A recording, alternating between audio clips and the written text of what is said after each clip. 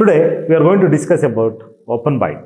So, under the open bite, we are discussing about definition, classification, clinical and radiological features, etiology, treatment, and posterior open bite, its causes and treatment.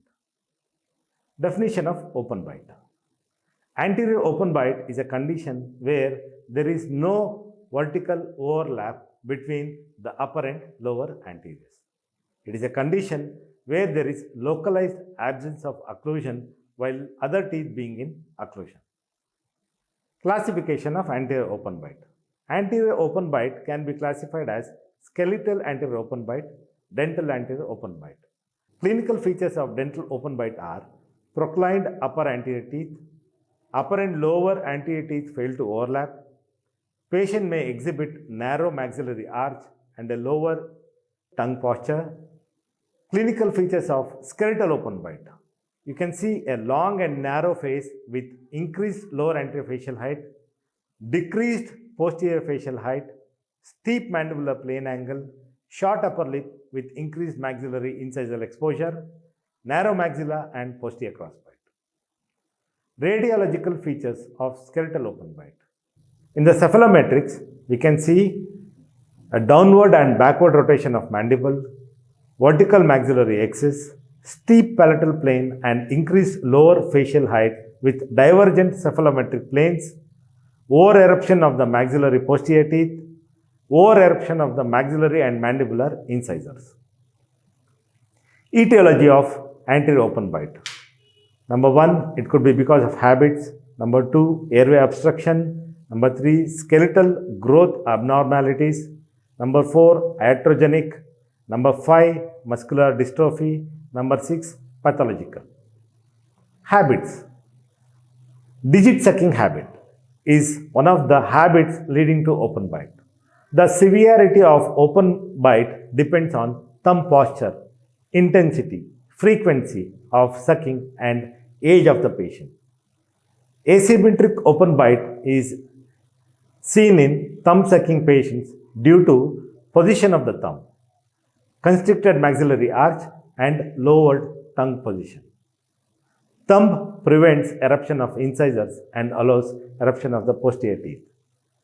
Severe open bite is seen in patients sucking their thumb for more than 6 hours per day or those who sleep with their thumb between the teeth all night. Tongue thrusting and posture. According to Profit and Mason, tongue thrust is more likely to be an adaptation to open bite than being the cause of open bite. They believe that resting position of the tongue may have greater influence on the tooth position and open bite than tongue thrust. When the tongue is naturally kept in forward position, overlaying the lower incisors, it predisposes to an open bite. Now, airway obstruction. Nasopharyngeal airway obstruction and associated mouth breathing is thought to be the most important etiologic factor of anterior open bite. The facial appearance of the patients with nasopharyngeal obstruction is referred to as adenoid faces. They exhibit following features. One is narrow cheeks and nostrils, lips are separated, protruded teeth, open mouth, and dull expression. Skeletal growth abnormalities. Genetic and environmental influences that encourage vertical growth in the molar region, which are not compensated by growth at the condyle or posterior ramus, will result in anterior open bite. It is found that patients with open bite had shorter ramus and greater total facial height with clockwise rotation of the mandible. Iatrogenic open bite. Poor mechanics during fixed appliance therapy leading to extrusion of molars or hanging palatal cuts lead to open bite. Muscular dystrophy. Muscular dystrophy decreases tonic muscle activity, allowing the mandible to rotate downwards, resulting in increased anterior facial height, a posterior growth rotation of the mandible, excessive eruption of the posterior teeth, narrowing of the maxillary arch, and anterior open bite. Pathological open bite, cleft lip and palate, acromegaly, or trauma to the facial skeleton, such as condylar fractures or Lee-Ford fractures of maxilla, will lead to anterior open bite. Now, treatment of anterior open bite. It involves removal of the cause, myofunctional therapy, orthodontic therapy, orthopedic therapy, surgical correction, and retention. Removal of the cause. Open bites that have been diagnosed due to habits such as thumb sucking or tongue thrusting requires interception. Now the question is when to intervene. In deciduous dentition, no intervention but encouraging the child to stop the habit. In mixed dentition, if the child is still sucking the thumb as the permanent incisors erupt, may need active intervention to stop the habit. In transition from mixed to permanent dentition, a spontaneous improvement in the anterior open bite is seen.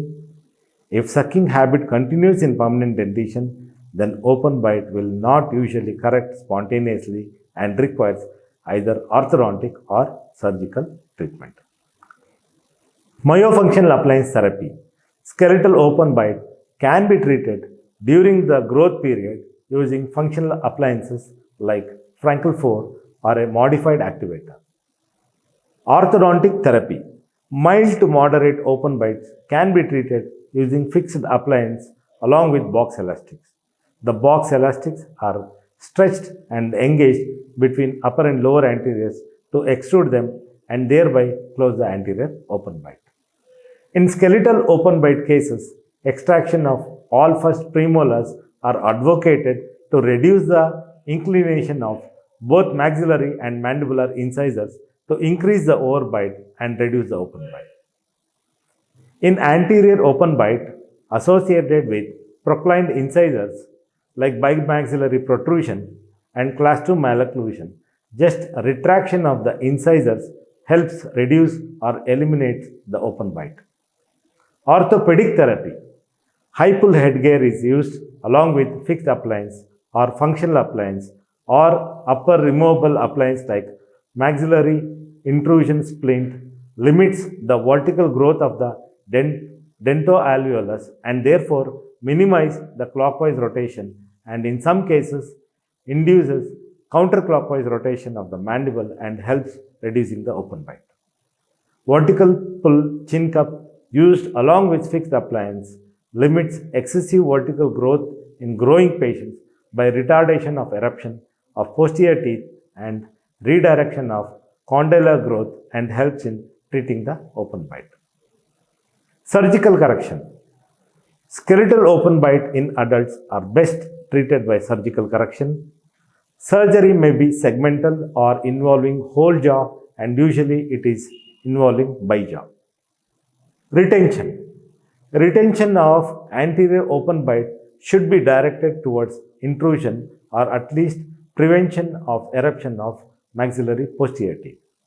If the etiology of open bite is due to skeletal discrepancy, then prognosis will be poor with orthodontic treatment alone. Now we will study about posterior open bite.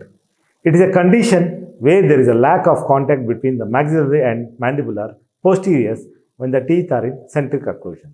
It can be unilateral or bilateral. The causes of posterior open bite are failure of the eruptive mechanism, mechanical interference with eruption before or after tooth emerges from the alveolar bone. The treatment involves removal of the cause, intercept the tongue thrust and forcefully extrude the teeth. In case of infra-occlusion due to ankylosed teeth, it is best treated by crowns on posteriors to restore normal occlusal level. So under the heading of open bite, we studied about the definition, the classification, the clinical and radiological features, the etiology, the treatment of anterior crossbite and treatment of posterior crossbite. Keep watching these videos on YouTube and please subscribe to my channel for further updates about orthodontics and orthodontic classes.